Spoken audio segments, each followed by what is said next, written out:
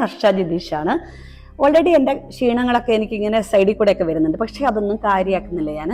Already നമുക്ക് immunotherapy ഒക്കെ ഉണ്ടായിരുന്നു. ഇമ്മ്യൂണോതെറാപ്പി 6 കഴിഞ്ഞിട്ടുണ്ടായിരുന്നു. 17 പറഞ്ഞിട്ടുള്ളത്, ബാക്കിയൊക്കെ ഉണ്ട്.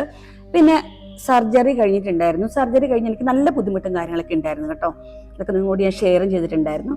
പിന്നെ കീമോതെറാപ്പി ആണെങ്കിലും എനിക്ക് ഒത്തിരി ബുദ്ധിമുട്ടുണ്ടായിരുന്നു. കീമോതെറാപ്പി എനിക്ക് 8 തന്നെ നടന്നിട്ടുണ്ടായിരുന്നു. പിന്നെ റേഡിയേഷൻ 18 നടന്നിട്ടുണ്ടായിരുന്നു.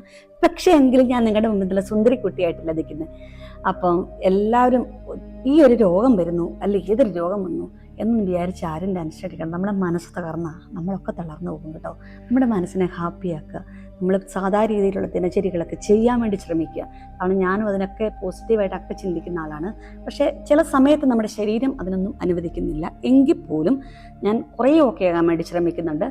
അതിൻ്റെ ഭാഗങ്ങളാണ് ഇതൊക്കെ കേട്ടോ. എല്ലാവരും, അതായത് ഈ ഒരു വീഡിയോ കാണുന്നവർക്കൊക്കെ ഒരു നല്ലൊരു മോട്ടിവേഷൻ ആകട്ടെ. കാരണം നിങ്ങളൊക്കെ വിചാരിക്കരുത് നമുക്ക് ഈ രോഗം വന്നു, ദൈവമേ എനിക്കിത് വന്നല്ലോ, അങ്ങനെയൊന്നും വിചാരിക്കണ്ട കേട്ടോ. എല്ലാവരും ഓക്കെ ആകും.